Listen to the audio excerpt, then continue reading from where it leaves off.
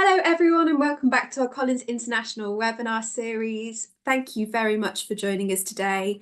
And the webinar we have is a panel discussion today, and it's practical strategies to help every learner succeed at Cambridge IGCSE English. We're just going to give it a few moments before we start the discussion in the webinar. And those that are regulars of the series will know we like to hear where in the world that you're joining us from today for this webinar. So if you can put in the chat box the country that you're joining from, the city, the school that you're joining from, we'd really love to give you a shout out before we start the webinar. Myself, I know there's three of us on the, or four of us even on the call today, because we've got Amber, who is working alongside me on the behind the scenes for this webinar, but we're all based in the UK, Kathy, Mike and I. But we also have Julia, who you're in a warm Spain at the moment. And Abhinandan based in India as well. So we're joining from all over today. Fantastic. Bangalore, India. Brilliant. Great to see you here. Based in Jordan and Egypt. It's fantastic. Thank you very much for joining us today. I think it might be coming to the end of your school day today, so thank you very much for joining. If you are finishing up the school day and then joining for our webinar today, thank you for taking the time. Sri Lanka, oh, that would be evening for you now. So again, thanks for joining us in your evening today. India, brilliant.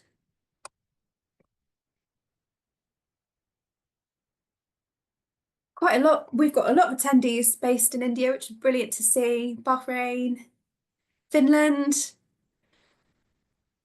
Brilliant. Okay, well, please do keep putting in the chat box where in the world you're joining from, as we really like to see, and we'd like to give you hear whereabouts you're from. But in the meantime, I'll just run through some housekeeping and then we can go straight into the discussion. But just for those that have just joined, thank you very much for joining us today on the webinar. And this webinar will be practical strategies to help every learner succeed at Cambridge IGCSE English. I'm Bethan and I'm your Collins co-host, and today I'm joined alongside Kathy Martin, our Collins International publisher, who will be co-hosting today. A little bit of housekeeping. So the webinar should last around an hour with a designated question and answer session towards the end of the webinar. We may be able to integrate some of your questions throughout though. So please, can you use the Q&A box, which is at the bottom of your screen now, to submit some questions and we can ask them to the panel discussion too.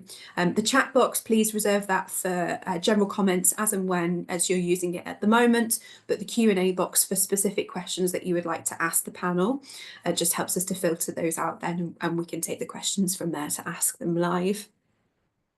We'll also be recording this webinar, so if you lose connection at any point, please don't worry, happens to us all. You'll receive the webinar recording within the next week, and that will be via the email that you signed up with to this webinar, so keep an eye on your emails for that.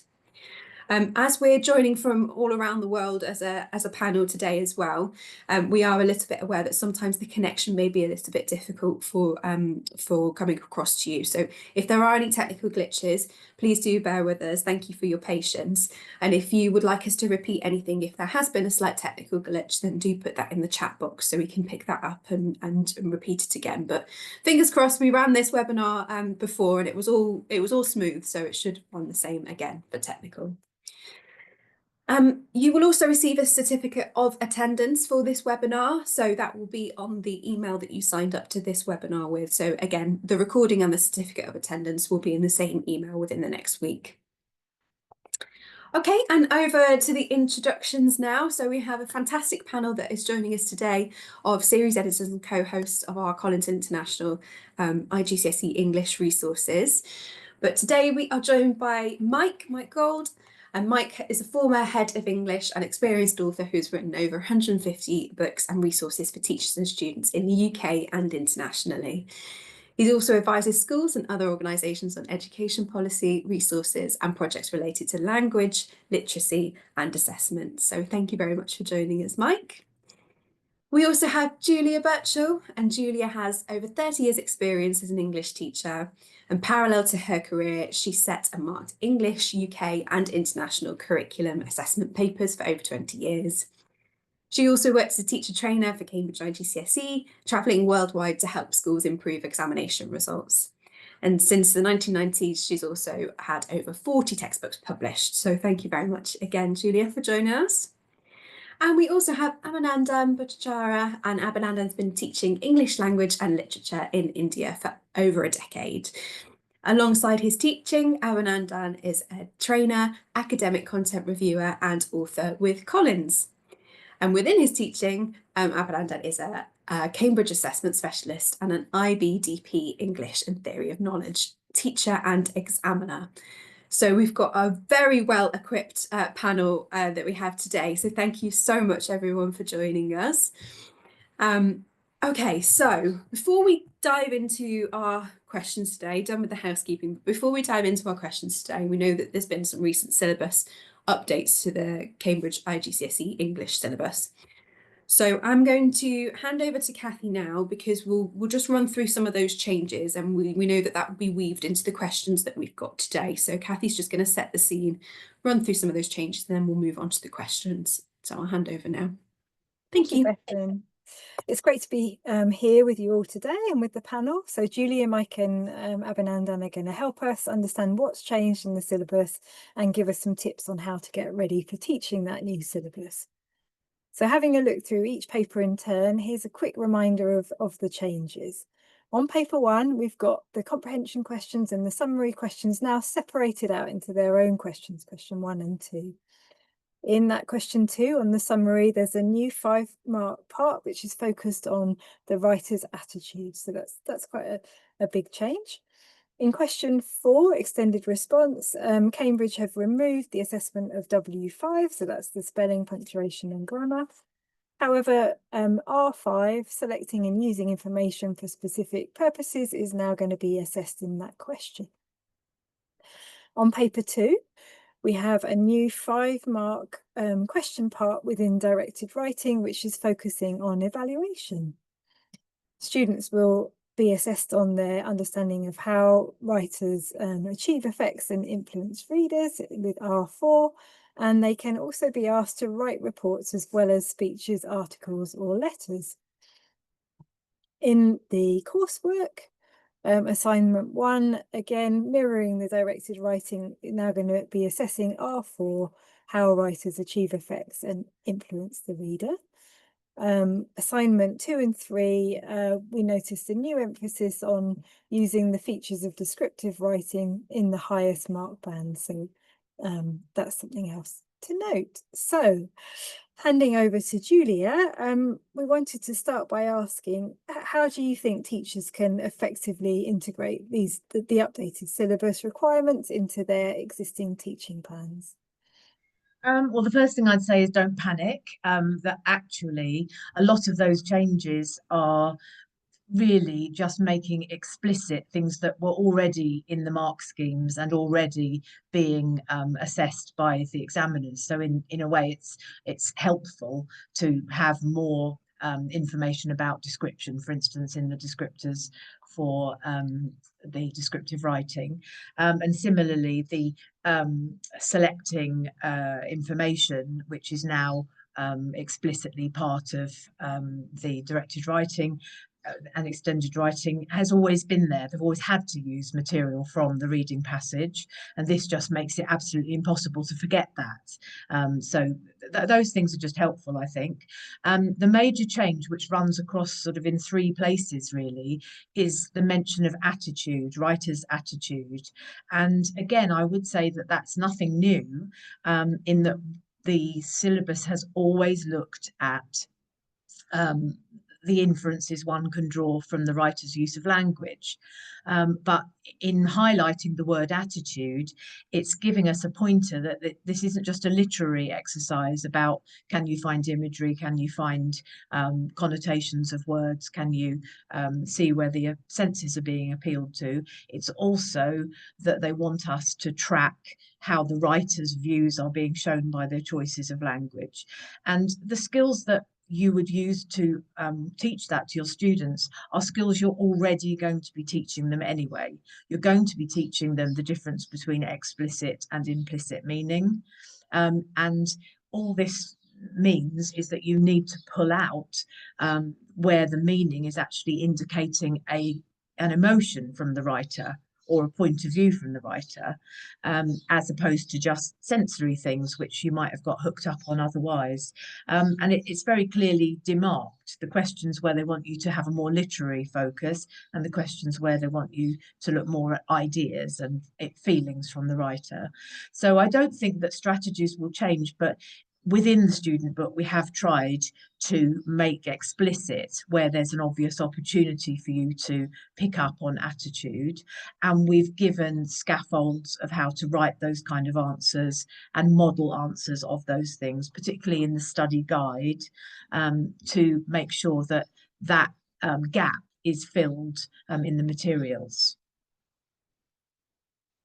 Thank you, Julia. That's really helpful. Mm-hmm. Thank you. Okay, so now we'll kind of go into the English teaching elements now, and we'll have that focus on the writing for this to start. And we've often had feedback from students struggling with the longer writing tasks.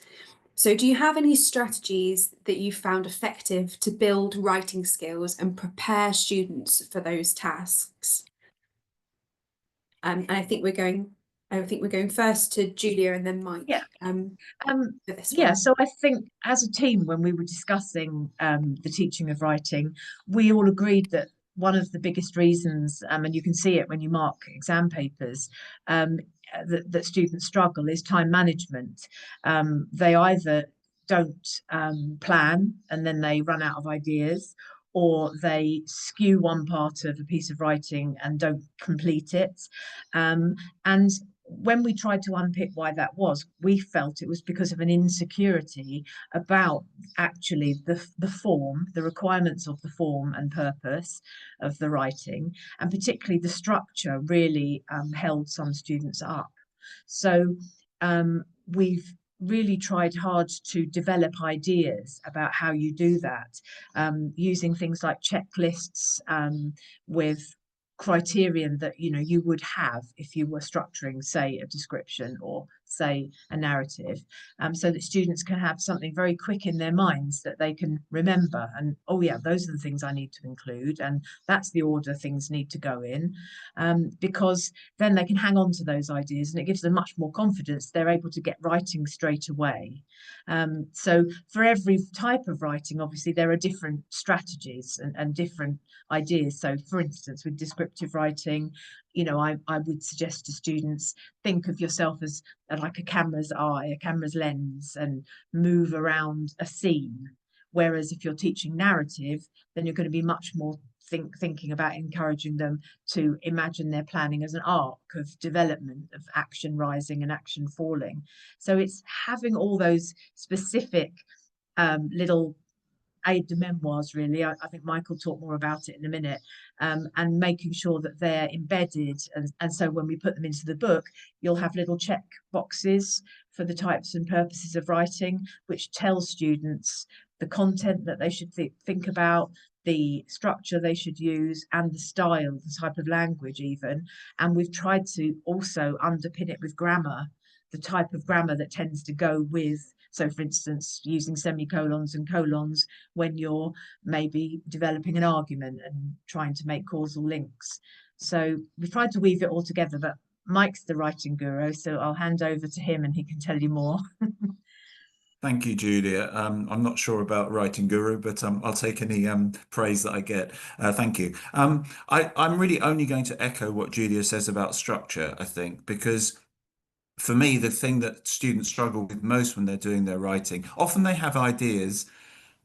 How they're going to organize them across the page seems to be the biggest problem, I think. And so I think a lot of attention given to that structure, and actually down to the sort of granular level of, what is going to go into each paragraph. Am I clear about what I'm going to put into the first paragraph, how I'm going to build on it in the second paragraph and the third? And that's across all forms of writing. So we might think, as Julia's talked about, description being very different from narrative, but they both have structures. And description, it might be moving from one eye looking at one part of a birthday party scene where the host is coming in, and then the camera or the writer in the second paragraph moves to focusing on the birthday cake and then moving to a different aspect within that room.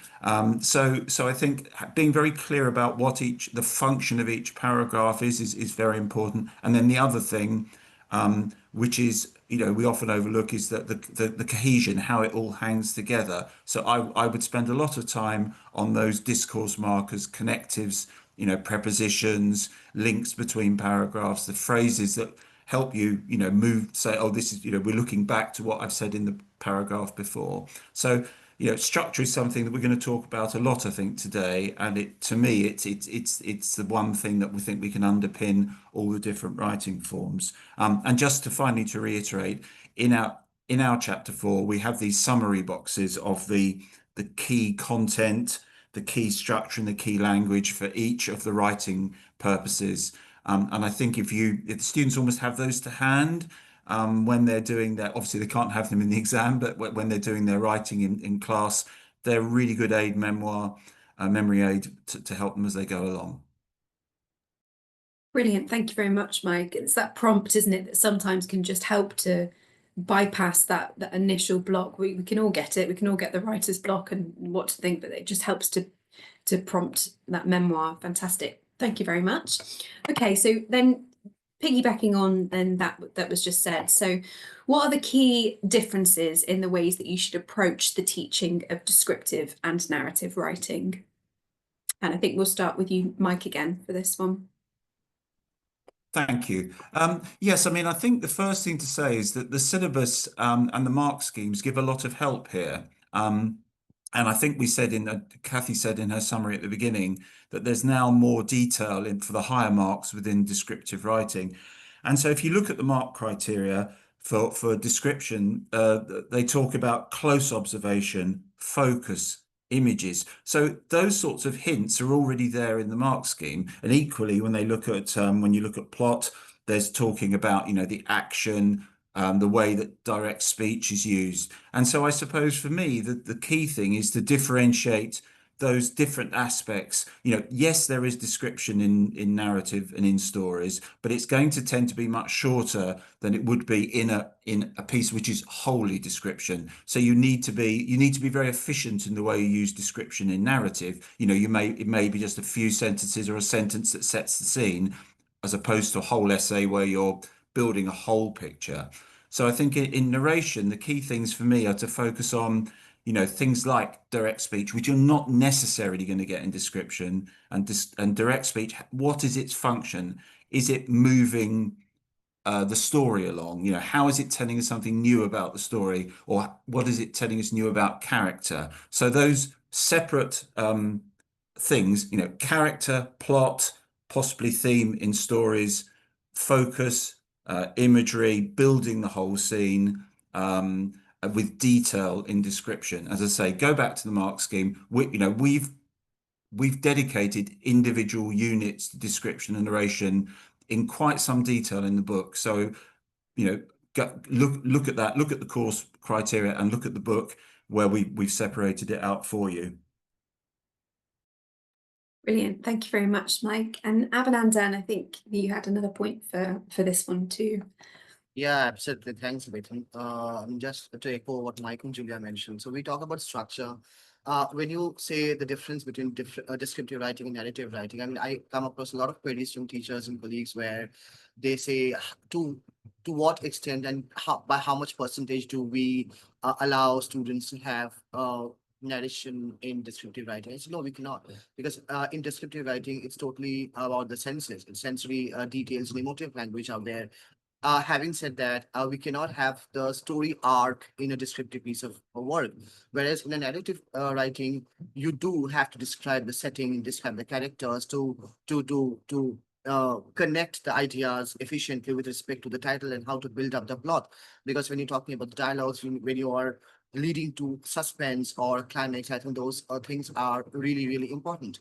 So yes, structure is important. I need to have the senses. I need to have, so for example, if I'm describing a crowded place, I'm describing a music concert or a busy music concert. So what are the 5 senses that are relevant pertaining to the music concert, or what are the 5 senses that I will see in a crowded place, rather than delving into the story item wherein I talk about, okay, there was this kind of an accident or this and that, and then I start building on a narrative arc. I think those are the slippery slopes that we might be cognizant of and we want to take care of. I think hence, once again, as Mike mentioned, the mark scheme, the assessment criteria is pretty clear, wherein we can dig into and see what is expected and what we should do and what we should skip. Yeah.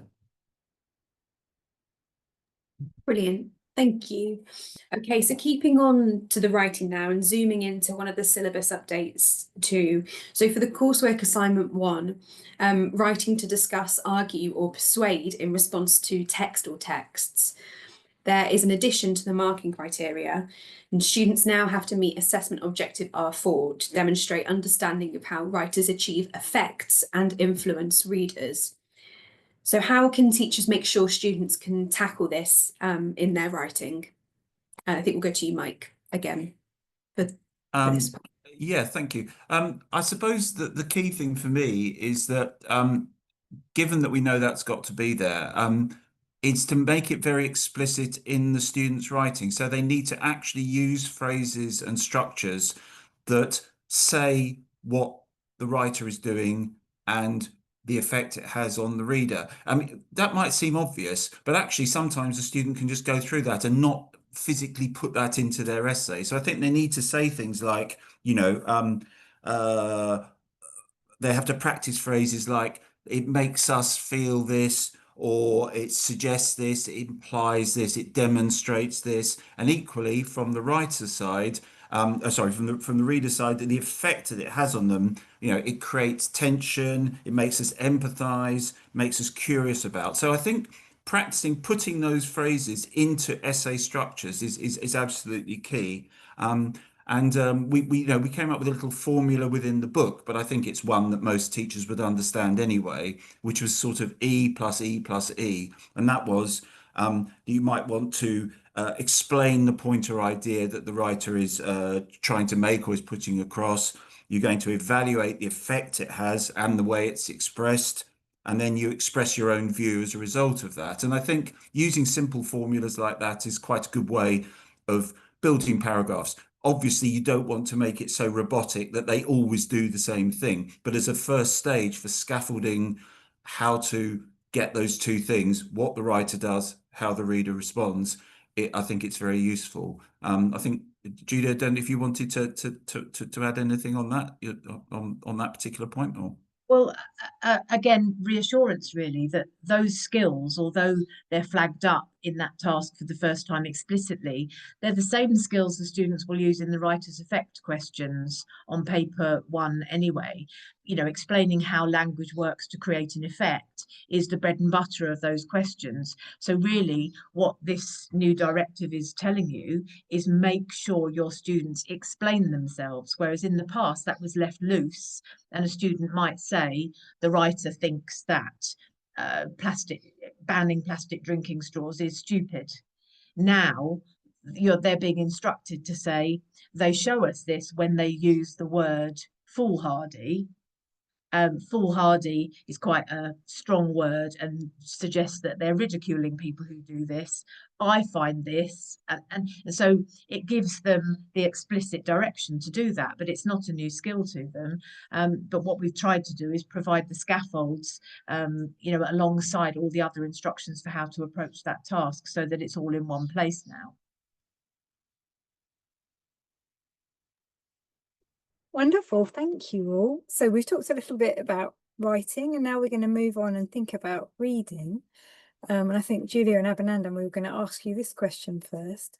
We sometimes hear that students are not reading widely enough, or they're not reading the kind of challenging material that they might encounter in their exams. So how can we be encouraging students to read more widely, and how do we as teachers give them an experience of a wide range of texts?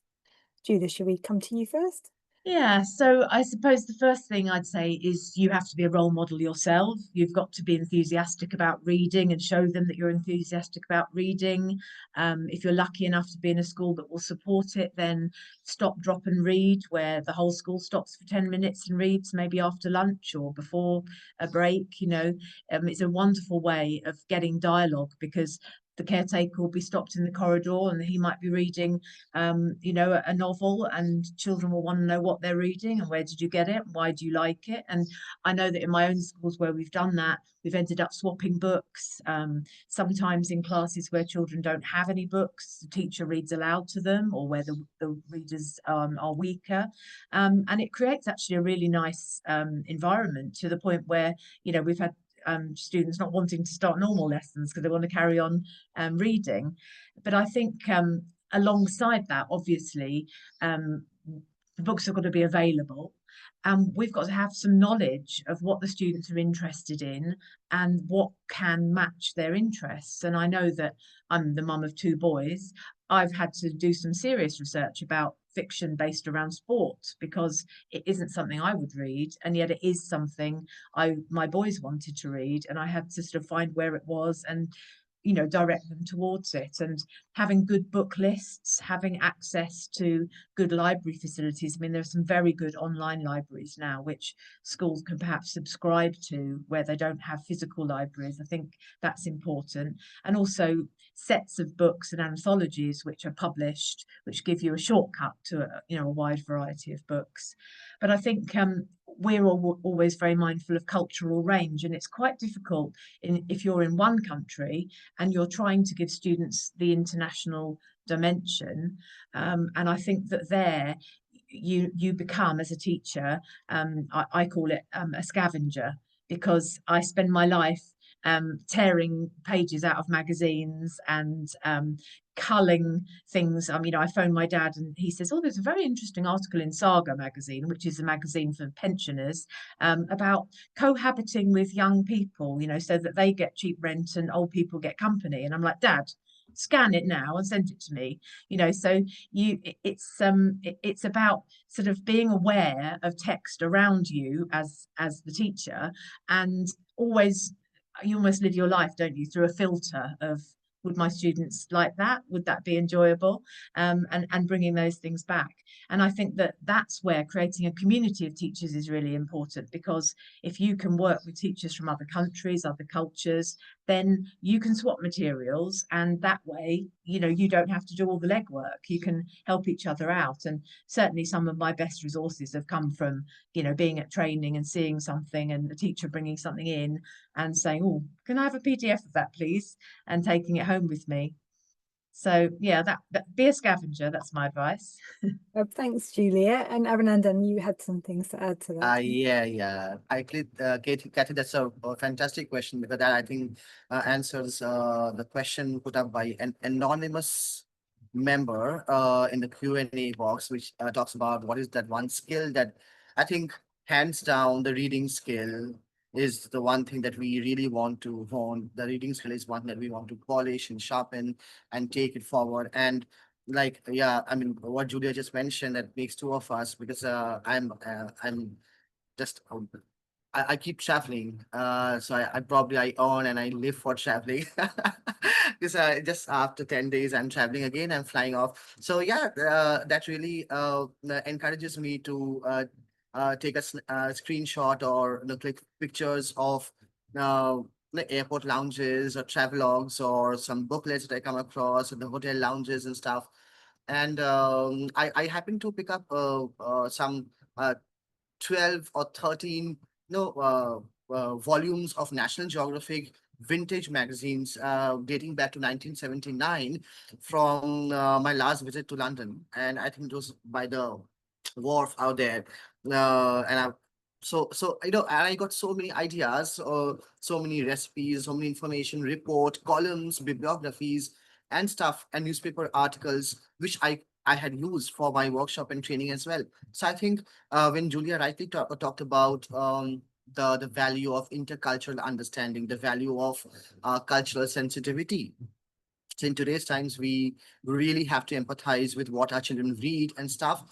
something that which most of the schools or maybe teachers are missing out on in today's time, something which we grew up in our schools, is bringing the newspaper, the good old newspaper in the classroom, and allowing children to read. I know maybe today's news and journalism is quite distorted, but then we can definitely bring in the tabloid or any kind of school subscribed magazine or newspaper in schools, which are really rich repositories for reading and allows children to read and enjoy and engage in meaningful discussion.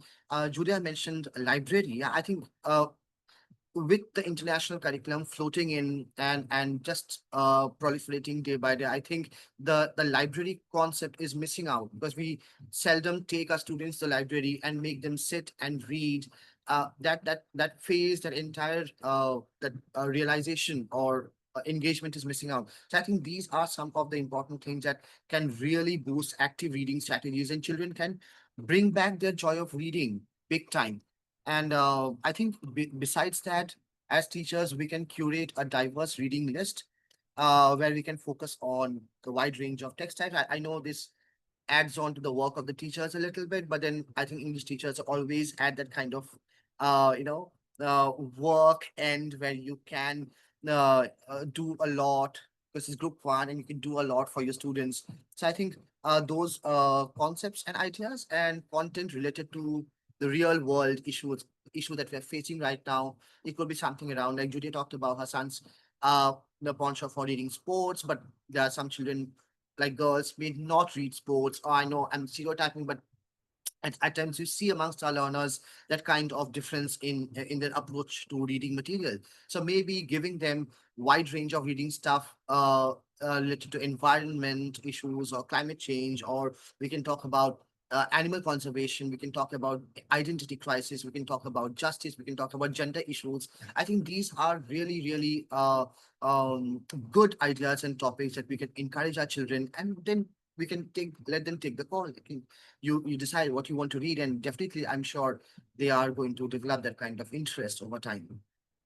Thank So, you, Abhinandan. And Mike, so you had a yeah, I was final just going to point. very quickly say that we obviously the exam and lots of courses separate reading and writing, but I actually think one of the best ways to get children reading widely is to get them writing widely, in the sense that, if you give them some time for creative writing,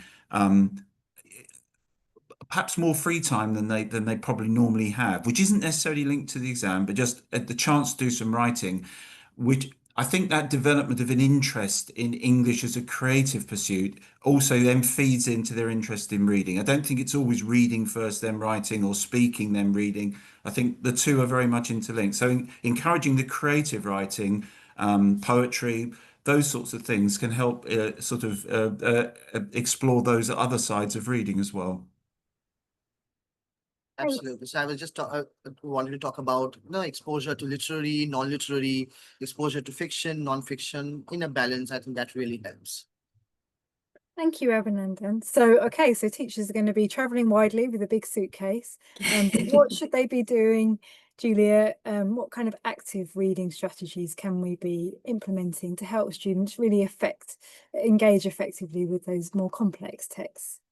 Well, I think active reading and the desire to make students more active readers comes about because we introduce these texts, which tend to be a little bit literary, and because that's the standard of the exam, into the classroom, and students almost translate them. They work on understanding them at a literal level, but then if you said to them 5 minutes later, so what did you think about that idea?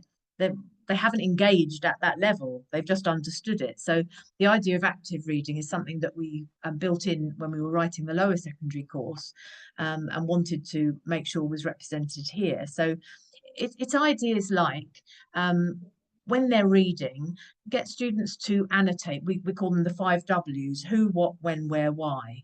So as they're going along, who is in this piece of writing? What are they doing? Why are they doing that? Why did the writer write this piece? When do you think it might be set?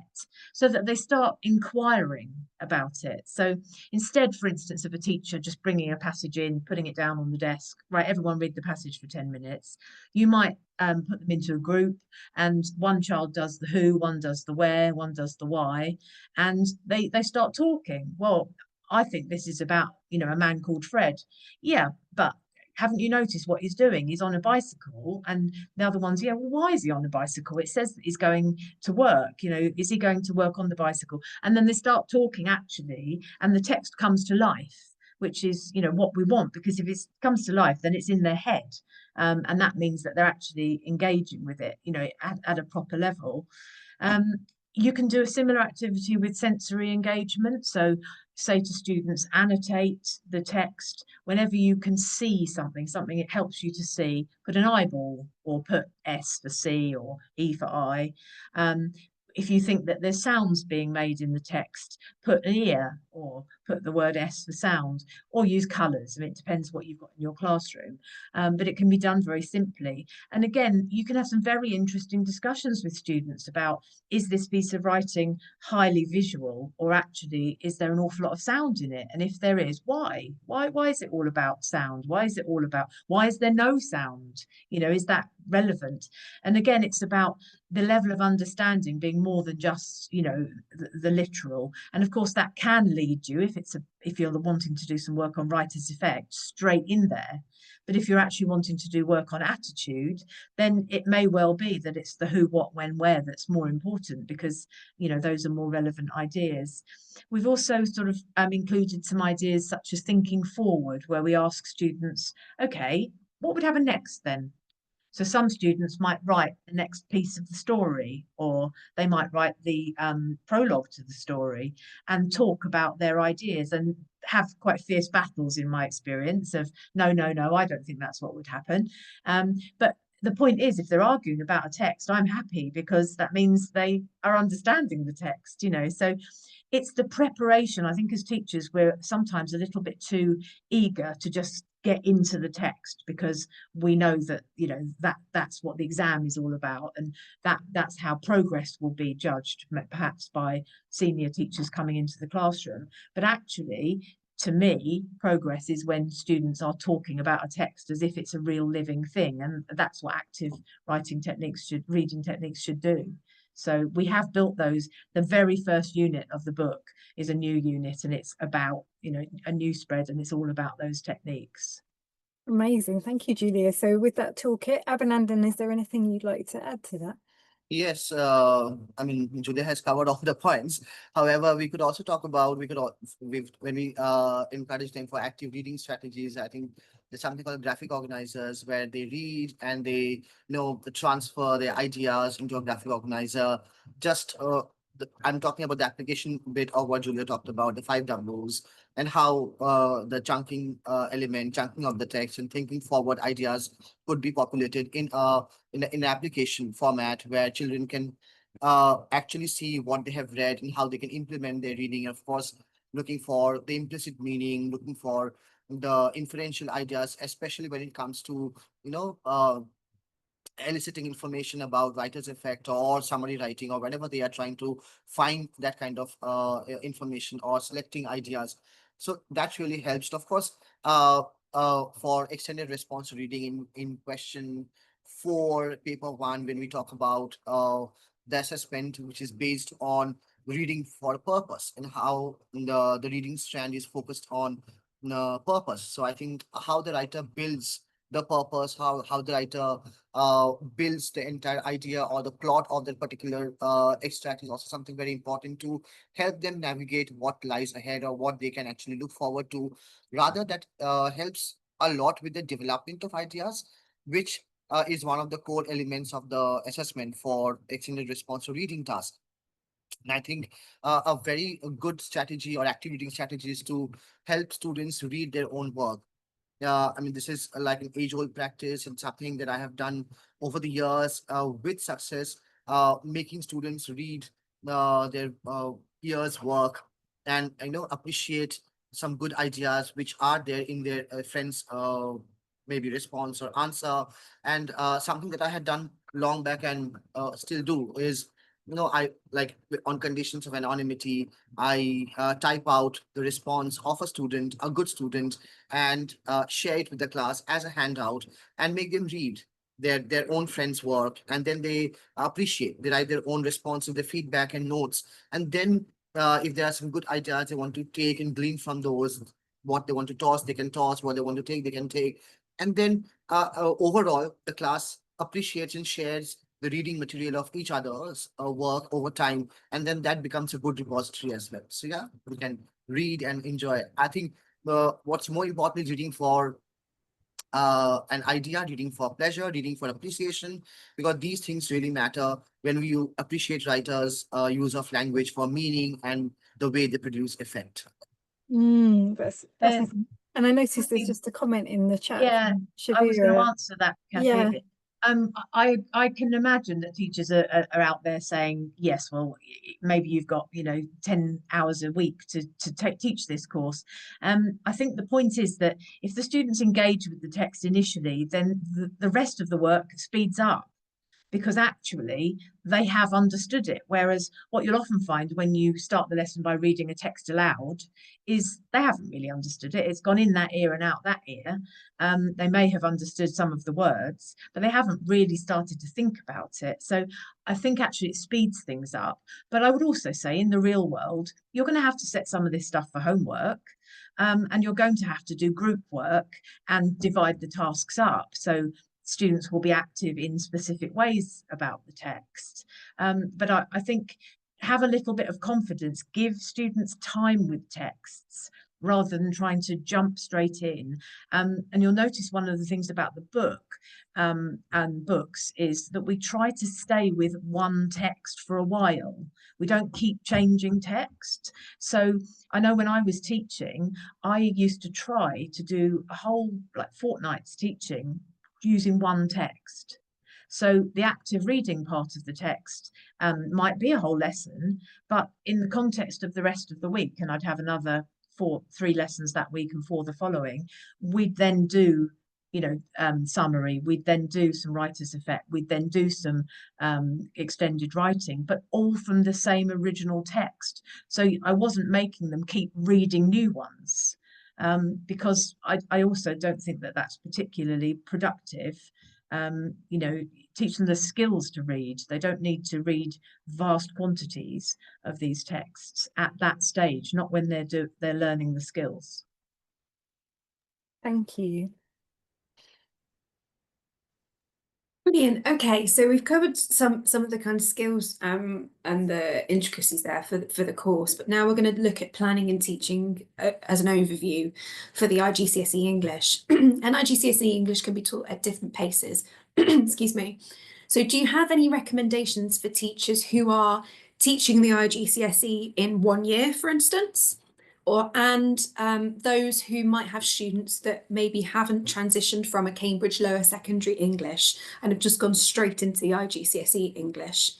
So Abhinandan, should we start with you? You're teaching it at the moment. Have you got any tips for those teaching in 1 year, or maybe that haven't transitioned from the lower secondary English?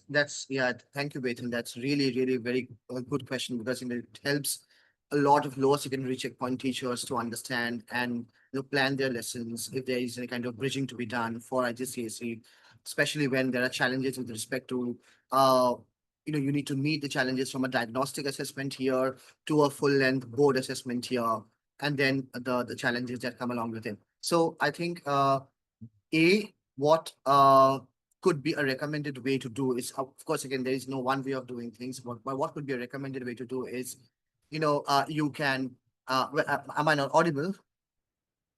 Someone says a voice not audible.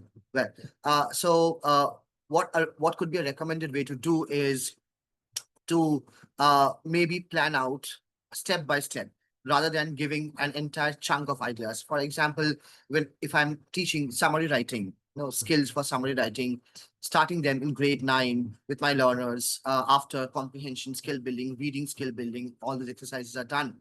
So the idea may not be to always give them a whole length of or a chunk of a text and ask them to summarize. It can be a very good idea to just give them short sentences and then ask them to, maybe summarize or condense this entire sentence or the idea of the sentence in not more than 10 words or not more than 15 words. And that could probably double down as a wonderful skill building exercise eventually as well.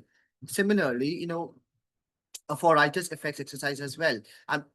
There's no hard and fast rule that you need to give the students an entire piece of say 400 words or 375 words, an extract, and then ask them to find. Well, as we can see, CIE is narrowing down, and now they have specifically they're giving a particular paragraph in the question paper and asking students to now identify. No more the erstwhile syllabus wherein there were 2 paragraphs. Well, they had to find out. So the idea is we can choose a paragraph or let students, and we talk about student agency a lot, we can allow students to choose paragraphs and bring the content in the class, and then they can really analyze that for effect. So those are the ways that I think we can curate our lesson plans. And why I say this particularly is because you see these skills are somewhat found in your lower secondary checkpoint as well. We do have questions where the examiner, the paper authors ask writer's effects, how the writer produces effect, and that's broken down in section A of paper 1 and in some bits of paper 2 as well. So wherein those elements are tested.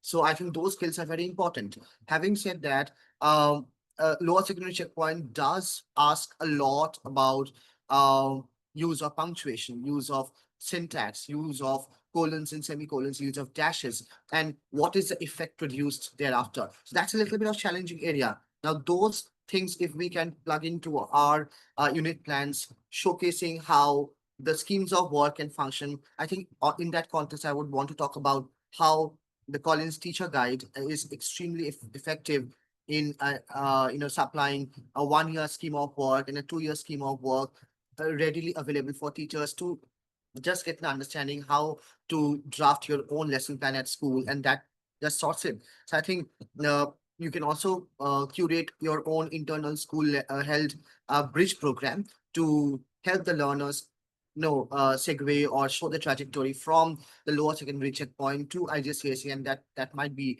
really, really helpful in ways more than one.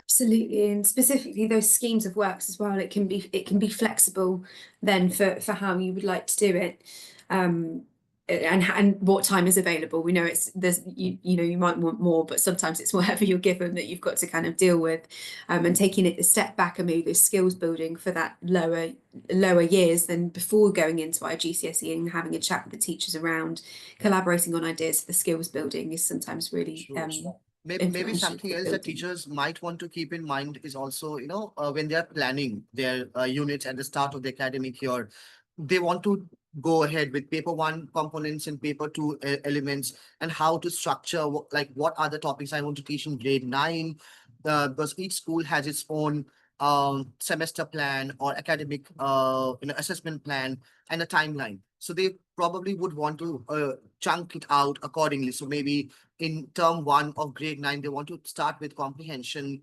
summary writing skills, and then by term 2, they want to talk about writer's effects, because those will need time. So you need to plan it out in such a manner that they would need the students would need those kind of assistance. And at this moment, I know, hence I want to seize this stage to make this point over here.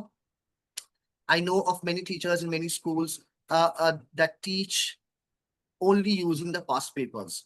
So I really want to strongly discourage that habit, because I think when you use past papers as a teaching material, that really shortchanges students and does a huge disservice to what the skills are embedded and what is expected as teachers for English language to teach, because you're teaching skills. You're not teaching, not just downloading past papers and using that as a teaching stimulus for your classroom, but that doesn't really help, because students really have access to everything, and then you do not have anything else to fall back on. And I know the same teachers, and they have a lot of challenges and complaints that no, now we have to find more resources to set the paper. Like Julia wonderfully mentioned, the same text can be used for multiple, optimum utilization of one same resource, which is a brilliant idea. And I have been doing that for so many years, and my learners have been so benefited. And I would really encourage all our members on this forum to probably take note on that and use it efficiently for our learners.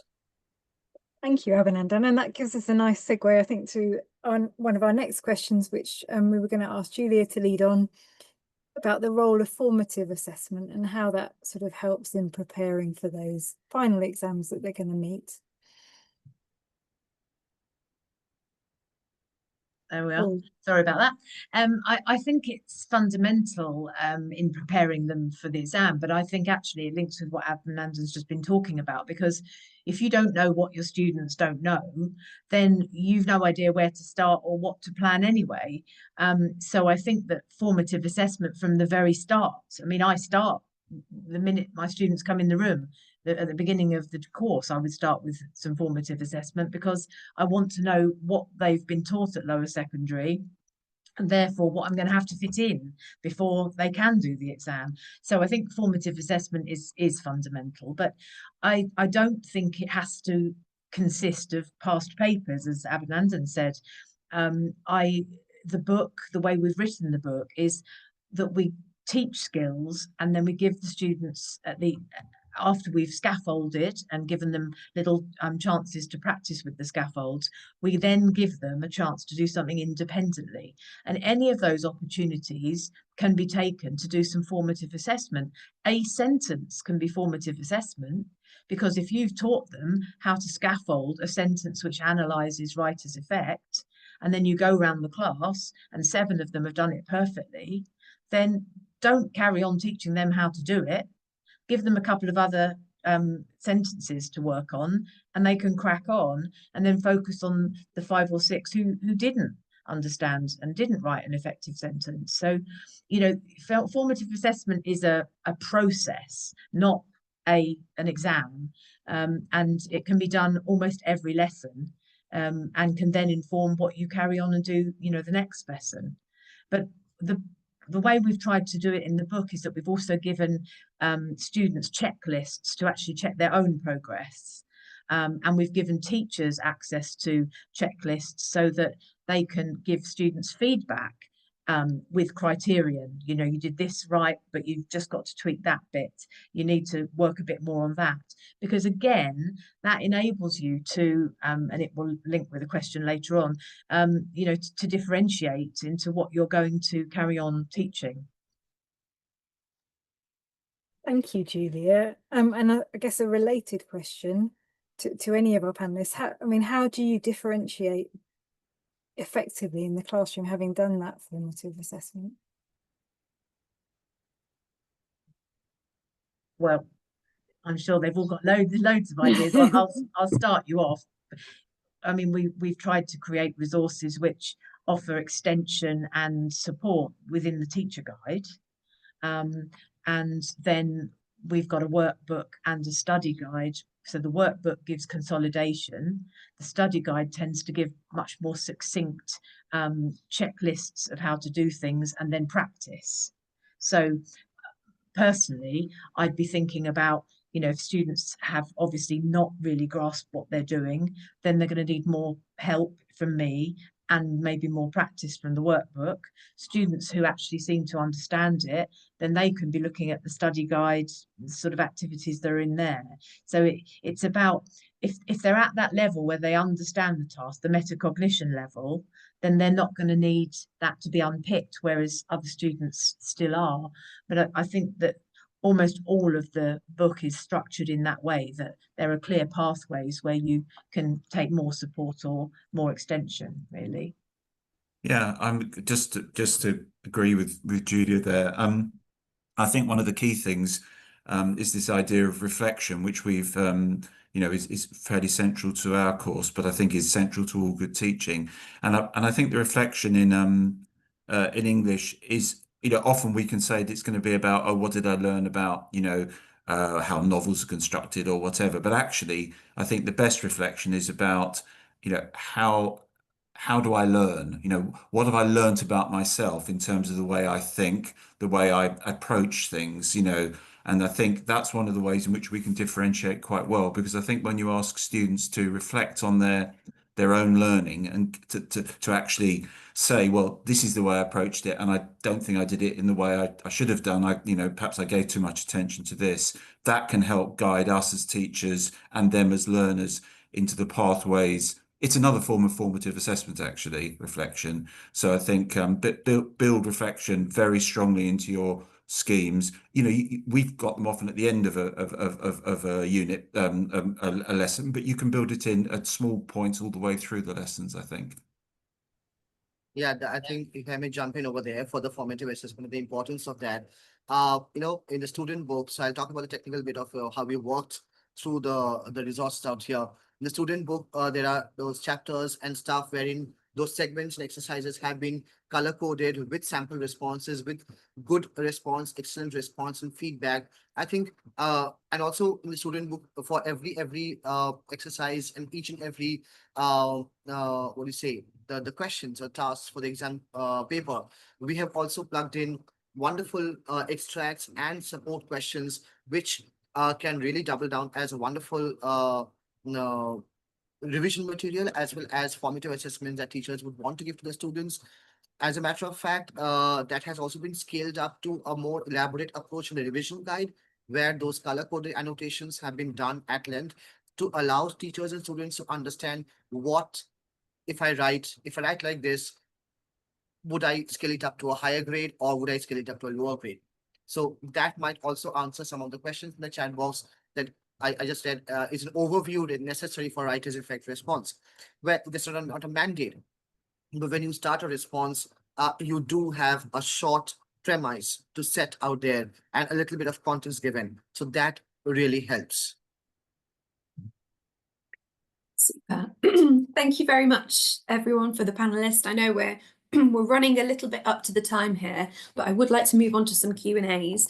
But just as a heads up, we may actually go over by 5 minutes or so, because I can see that the Q&A box is quite active and I want to try and answer as many questions as we can from the submissions today. But if you have to drop off, we do understand, but we will stay on a little bit longer to try and answer your questions too. And what we'll do is we'll just put on the screen now, I'm just going to share the screen and put in the chat, excuse me, a link to the Google form to request a sample of the Collins IGCSE English resources, if that's something that you would like to see some more of. So I'll leave the link in the chat and also the QR code as well on the screen for if you would like Collins rep to reach out with you with a sample of this. But I'm going to move on to some of the questions that we've had here. And we've had some really interesting ones on the back of what we've been discussing today. And quite a theme that I've seen throughout is about reading and how we can sort of support our readers. And Cassandra's made a very valid point here that we have got some students that are really reluctant to read in particular, and it's struggled to navigate how to support them in this world of reading and ideas and understanding on what they actually like as well. And I know Mike mentioned something before that was a brilliant idea that I think would be good to help Cassandra here. But yeah, how do we engage those reluctant readers, and how can we help them navigate the reading that they would like? Right. Well, I mean, it's funny. The drop everything and read strategy is one that I've seen implemented in lots of colleges. And in fact, I was part of a strategy that went into schools looking at that. One thing I would say is that if it doesn't work, don't use it. That's the first thing. I mean, just because it's a strategy that has got widespread pickup doesn't mean to say it's right for your students. And I have been in those classrooms where students don't have the materials. So I think part of that is making sure, I mean, it's a kind of obvious thing to say, but if you can gather together your own, you know, it's the file full of different texts. And I think, you know, part of it is going for, if it's manga, if it's cartoons, if it's graphic texts that students will be interested in, definitely put them in there, because those texts are often as complex as straightforward prose fiction, short stories. So I think that's an important thing. I think the other thing I talked about in an earlier session was I think you really do need to know where the children are with their reading. So I did a lot of work when I went into schools where I did reading surveys, and I mean, I had the time to do it. But I encourage the teachers, even if they can only take a minute here and there, to interview individual children to find out what it is they read, if anything. And somewhere there'll be something that they've read, or they'll have something they're interested in. And then from that, I think you can begin to build, a story box or whatever it is, a fiction, non-fiction box of materials for those students who won't bring anything in, who aren't active readers. It's not an answer, because I think some of those reading things go so deep that you probably have to address it in other levels as well. But that's a start. So that's my pitch for the moment anyway. I mean, they're often reluctant because their skills are weak. Their actual reading skills are weak, and as secondary teachers, you can feel quite helpless in the face of that, because it's work which is normally done lower down. But there are secondary phonics schemes, and there are reading acceleration schemes available, which can go back and remediate some of the actual reading problems that students have. But I think, as we've all said now, the key is really to get into what they are interested in, and get to a level where they don't feel intimidated by what they're having to read. I can remember teaching Macbeth totally by cartoons. The students absolutely engaged with it, and I gave them a couple of lines, a couple of couplets of Shakespeare, maybe every half an hour. The rest of it was looking at cartoons, looking at bits of the film, talking about what you would do if you happened to be walking along and someone jumped out and told you you were going to become the king. And they engaged with those few lines of the text very richly, because they were already prepared, they were interested, they were, not then put off by the occasional odd word, particularly if we'd already talked about it, anyway, and what they were going to come to expect. And then they were a little bit more robust the next time you gave them a bit of Shakespeare, because it was no longer quite as intimidating. So I think, again, we have to battle with, sometimes I'm afraid senior teachers will come in the room and be, why are they looking at cartoons? Why are they drawing cartoons? Why are they up on their feet making a noise? But I think that all of those things are, the way we get students to engage with language and literature, and we have to battle on, with it. Absolutely. Fantastic ideas there. And it's also worth noting as well that if you are really struggling for that reading support for those struggling readers and reluctant readers, there are a range of resources like Barrington Stoke that publish for reluctant and struggling readers, where you can have dyslexia friendly texts of classics, classroom classics, that can be used alongside, and doesn't look any different. It doesn't look less challenging than the other resource either. And there's a lot of support along that. And if you would like to see some more about that, please do put on the Google form that is on the screen now. If you just fill in the form and ask for Barrington Stoke at the end, we can send you some more resources about that, about how to have a lower reading age text but still have that high interest age too. So if that's something that you did want some support with, we can help with that too. Right, so we've also got quite, and I'll run, I think we've probably only got time for one question, but there has been some talk in the chat about English as a second language use with those English as an additional language, English as a second language learners, but using the IGCSE English course. And I just wanted to zoom in a section of this, that I know that sometimes students struggle with the oracy skills needed for the English exams. So do you have any recommendations on how to develop these oracy skills needed for the English course that are when they're maybe in English as a second language learner? I mean, again, it's all about following their interest. They'll talk about what they're interested in because they probably already have the words. What they're doing online will be using vocabulary which is way beyond some of that which we might teach them if they're interested in something. So I think the speaking and listening assessment, which is not compulsory anyway for most students, you very much, when they give their individual presentation, can completely focus it on what they're really interested in and harness that motivation. And the group talk's the same. You know, you can find something which is at their level and engages them, because it's not the resource which is important, it's the quality of their talk and their listening and their ability to build on what other people say, that those skills they have in their own language already. So try not to make the resources you use, you know, prohibitive really, and a barrier. And I think that's something that, I mean, it's not necessarily the speaking skills, but it's something we build into our resources. We make sure that it's not over complex for the language that is used for every learner, regardless of English as an additional language or first language too. So absolutely. Okay, I do apologise if we've not been able to cover your questions, because I can see we've got quite a few in the chat box here. So thank you very much for submitting your questions. If you would like to reach out to us if we haven't been able to answer them today, you can email us on collins.international@harpercollins.co.uk, and we can reach out to Julia, Mike or Abhinandan, or even Kathy if Kathy and myself can't answer the questions, and we can respond to whichever question that you have asked there. So thank you very much if you've taken the time to submit it. We will try and get back to you if you do email us. And that is all that we have time for today. And just to echo, thank you so much to all three panelists for a fantastic discussion today, and for Kathy for being my co-host. Equally for all that have been on the call today. I know you've probably had long teaching days or during the middle of the teaching day too, so I appreciate you taking the time out to listen today. As we mentioned at the beginning of the webinar, so you'll receive the recording and the certificate of attendance to the email that you signed up to this webinar with. So do please keep an eye on your emails for that, and you'll receive those directly.